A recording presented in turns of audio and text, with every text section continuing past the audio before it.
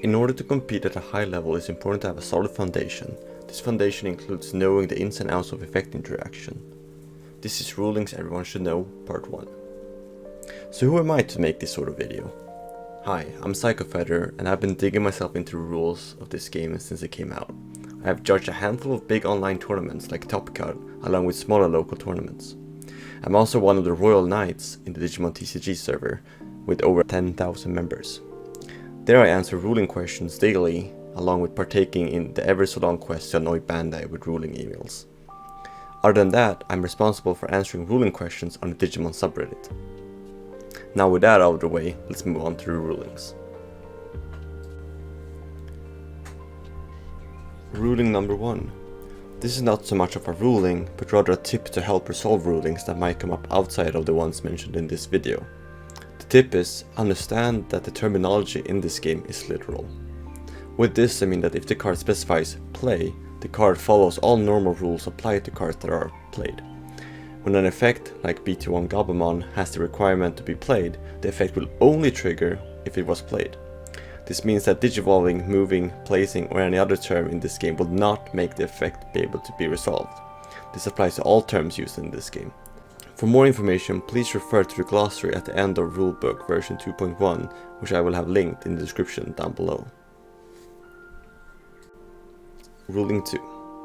Next up, we have the newest keyword added to the English version of the game, Digiburst. This effect lets you trash a specific number of Digivolution cards from underneath itself in order to activate an effect. Please note, Digiburst works the exact same way that other triggered effects work, where you are only able to activate it once per trigger. This means that you would not be able to activate BT4 Victory Greymon's effect twice, even if you had the Digivolution cards to do so. The same way you would not be able to draw 2 cards from BT1 Gabumon's effect. However, if the Digiburst is attached to a main timing, it can be used however many times as you're able to pay the cost. More on that later.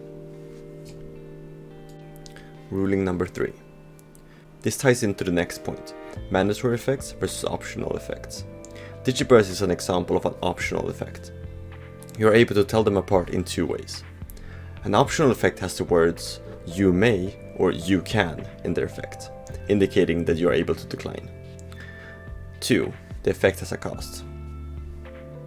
Please also note that the English translation is not always perfect and therefore BT3 Mastermon's effect is optional, even though it lacks those 2 things on the English card.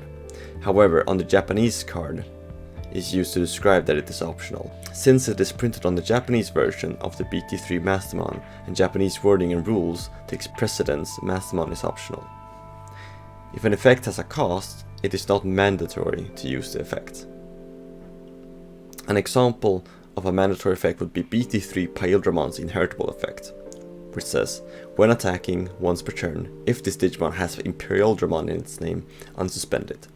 Since it did not include a cost nor said you can or you may, it's mandatory to unsuspend Imperial Dramon when it attacks if Paildramon is in its Digivolution cards. An example of an optional effect is BT1 Mat, which says your turn, when you play a blue Digimon, you can suspend this tamer to trash the bottom Digivolution card of one of your opponent's Digimon. Since it has you can in its effect, you are able to choose not to suspend Mat and therefore not trash the Digivolution card from your opponent's Digimon. Ruling 4. While we are on the topic, let's talk about costs. Costs are indicated by how the effect is structured. For example, BT4 War Greymon. This card has the formula you can/may do X to do Y. This means that in order for Y to happen, X needs to happen, meaning that if you are unable to pay the full cost, you will not be able to get the latter part of the effect. In contrast, a card like BT4 Blinding Ray just says do X, do Y. Here Y is not dependent on X and therefore Y can happen without X happening. Please do note that for all effects you have to perform as much as possible, unless the effect is optional and you can choose not to pay the cost or activate the effect. This means that you cannot skip or jump over the trashing of a security card from BT4 Blinding Ray and just get the 2 memory. Ruling 5. Lastly but certainly not least, we have the Dark Dramon with BT4 090 Chaosmon ruling. Imagine this, you have 3 memory, you play Dark Dramon from your hand, paying 13 memory. You activate Dark Dramon's effect and return 5 deeper grade Digimon from your trash to your deck, to gain 2 memory for each, 10 in total. This puts you at 0 memory. Since it is still your turn, you decide to attack with Darkmon because it has Rush and therefore is able to ignore the rule a Digimon cannot attack the turn it was played. You then evolve Darkmon into BT4090 Chaosmon, activating its Digivolving effect to unsuspend and try to declare an attack. However, a judge sees this and says you are not able to attack with Chaosmon. Is he correct? The answer is yes, the judge is correct. This has quite a few factors playing into it, so let's go through them one by one. 1. Evolving a Digimon still makes it the same Digimon. This means that any buff or debuff the Digimon has been granted for a specific amount of time is kept when it digivolves or de-digivolves. 2. Rush is lost upon digivolving. The same way blocker is lost when you digivolve over a blocker, Rush is lost when you digivolve away from having Rush. 3. Rush doesn't take away the a Digimon can't attack the turn it was played rule, it just allows you to bypass it. There has been a lot of commotion around this topic. The argument for being able to attack with Chaosmon stems from either that Rush takes away the previously mentioned rule, or that since Chaosmon declares an attack through using its effect, it somehow bypasses the rule itself. Another argument I see being used is that people think attacking with the effect is mandatory, but as we have learned previously in this video, an effect which contains can is optional.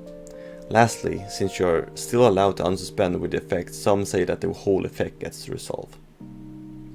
In order to debunk these statements, we have to take aid from the rulebook and Q&A.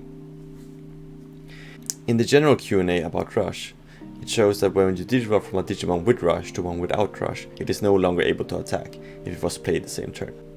If we then look at BT4's Q&A and look up BT4090 Chaosmon, we see that they have ruled it that Chaosmon's effect is not able to bypass the rule of a Digimon cannot attack the turn it was played. Lastly, an email was sent to Cardass Bandai asking for clarification, which basically just reinforces what I previously mentioned. This should make it clear that unfortunately, this 2-card combo isn't what one would have hoped it to be.